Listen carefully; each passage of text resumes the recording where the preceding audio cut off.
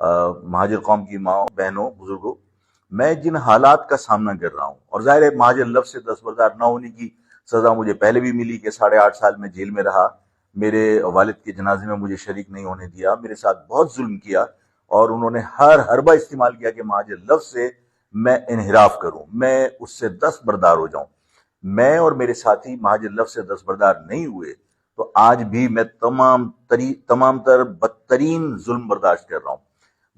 ہمارے ہاں ادارے ہیں جو بہت با اختیار ہیں، اور انہوں نے اپنے اختیارات کا بھرپور استعمال کیا ہے سرکاری لوگوں کو سپورٹ کرنے کے لیے، جو ان کے لیے کام کرنا چاہتے ہیں، جو ان سے مہاجر سیاست کو ہمیشہ کے لیے دفن کرنے کے وعدے کر کے بیٹھے ہوئے ہیں، ان کو وہ ظاہر سپورٹ کرنا چاہتے ہیں۔ انہوں نے مجھے الیکشن سے دور رکھنے کے لیے، مجھے الیکشن کی سرگرمیاں روکنے کے لیے سیاسی جلسے جلوس پر میرے پابندی لگائی، کوئی بات نہیں۔ میری کوریج کے اوپر پابندی لگائی، میری سیاسی سرگرمیوں کی کوریج پہ پابندی لگائی، ٹی وی پر، اخبارات میں، کوئی بات نہیں۔ آپ نے سوشل میڈیا پہ میرے ساتھیوں کے اکاؤنٹ بند کروا دیے، کوئی بات نہیں۔ آپ نے تمام حربے استعمال کیے، لیکن ظاہر ہے کہ ہم اپنی جدوجہد سے ہٹے نہیں ہیں۔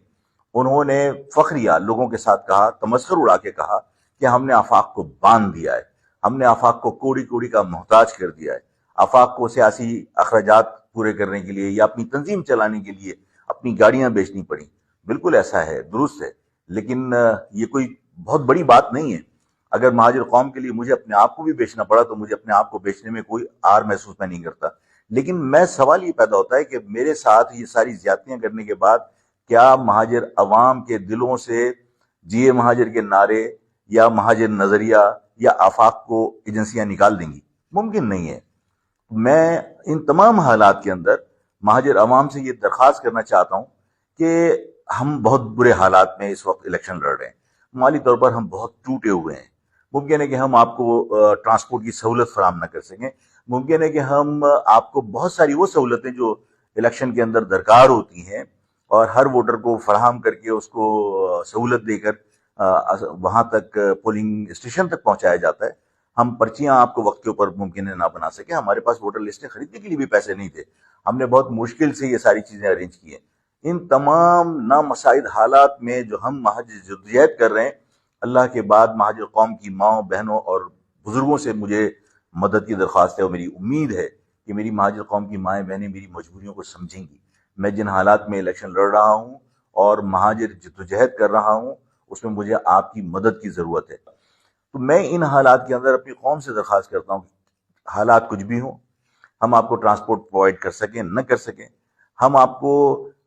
وقت کے اوپر پرچی بنا کے دے سکیں نہ دے سکیں، اس لیے کہ ہمارے پاس وہ تمام سہولتیں میسر نہیں ہیں جو لوگ بہت بڑی قیمت ادا کر کے اپلیکیشنز خریدتے ہیں۔ اس لیے میں درخواست کرتا ہوں تمام ووٹر سے، جو مہاجر قوم کے ووٹرز ہیں، کہ وہ کہیں سے بھی پرچیاں بنوا لیں، وہ کسی کی بھی ٹرانسپورٹ میں بیٹھ کے چلے جائیں، لیکن موم بتی پہ مہر لگا کر اور مہاجر قوم کے ساتھ، مہاجر نظری کے ساتھ اپنے آپ کو جوڑ کر اس قوم کے زندہ ہونے اور متحد ہونے کا عملی مظاہرہ کریں۔ یہ قوم کی بقا کا معاملہ ہے، یہ صرف آفاق کی جیت یا کسی شخص کی جیت نہیں ہے، بلکہ یہ قوم کی جیت ہوگی اگر ہم سب متحد ہو کر اپنی قوم کے لیے یکسوئی کے ساتھ موم بتی پر ووٹ ڈالیں۔ میں آپ تمام لوگوں کا شکریہ ادا کرتا ہوں اور امید کرتا ہوں کہ انشاءاللہ تعالی 8 فروری جو ہے وہ اس مہاجر قوم کے لیے ایک کامیابی کی سیڑھی ثابت ہوگا۔